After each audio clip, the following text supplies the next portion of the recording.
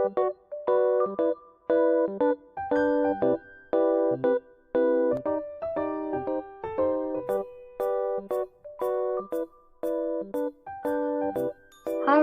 selamat pagi semua. Bagaimana kabarnya hari ini?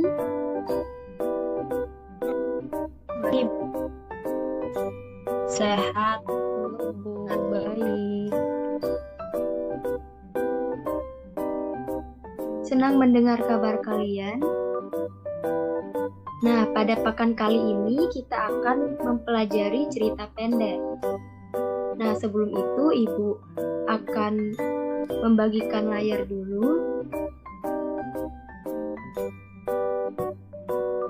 Apakah sudah terlihat? Sudah, Bu.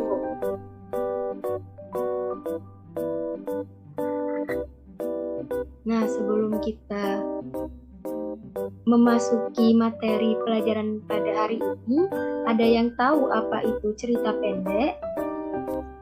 Saya, Miss. Ya, Ayu. Cerita pendek adalah sebuah karya yang mengangkat suatu kisah atau kejadian dari suatu peristiwa. Itu saja, terima kasih.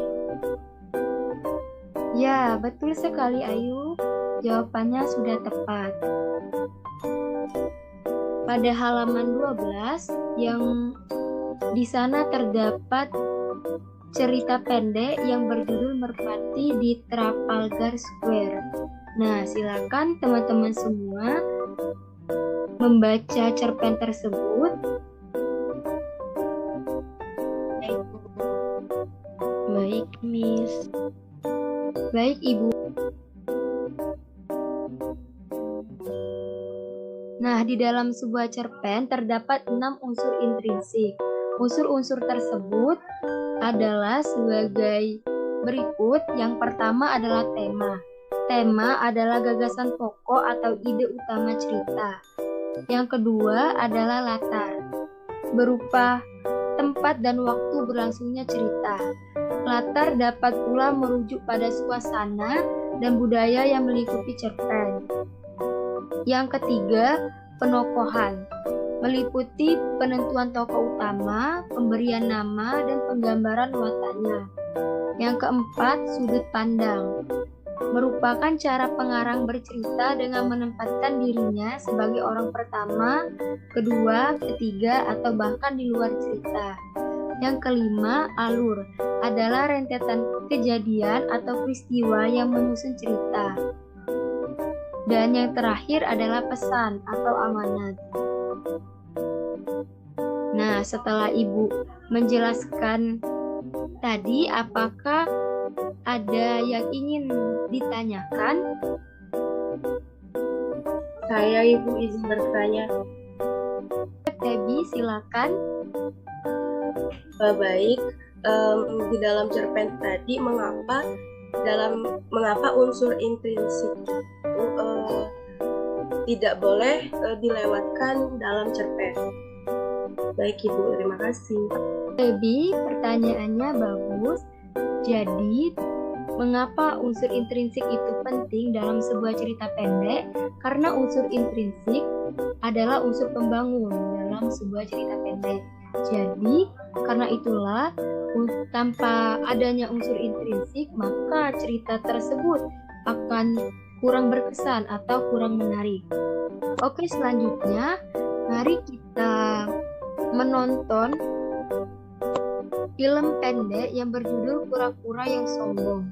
Nah, Ibu minta kepada teman-teman semua agar mengamati unsur-unsur intrinsik apa saja yang terdapat pada film tersebut.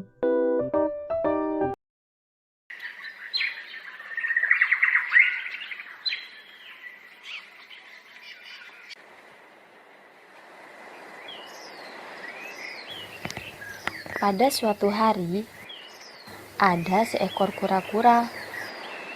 Dia sombong dan merasa dirinya lebih pantas terbang dibandingkan berenang di perairan.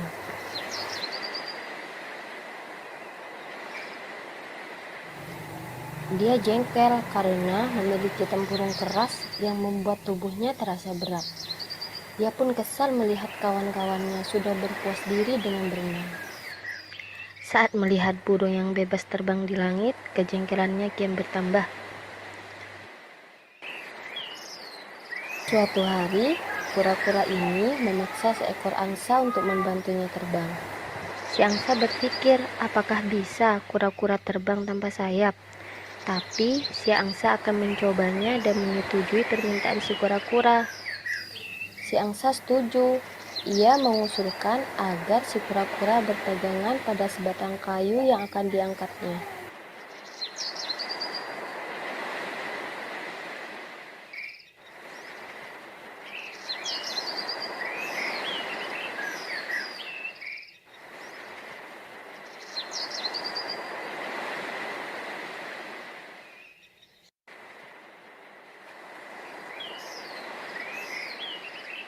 Karena tangan kura-kura agak lemah, ia menggunakan mulutnya yang lebih kuat. Ia pun akhirnya bisa terbang dan merasa bangga. Melihat teman-temannya yang tengah berenang, ia pun menyombongkan diri. Ia lupa bahwa mulutnya harus terus dipakai untuk menggigit kayu. Ia pun terjatuh dengan keras.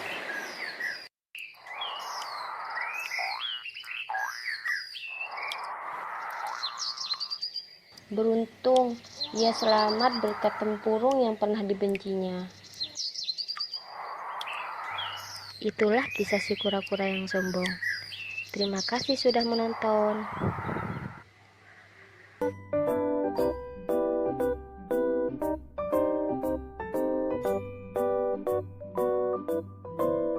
Baiklah, setelah menonton film tadi, ada yang bisa menceritakan kembali cerpen kura-kura yang sombong?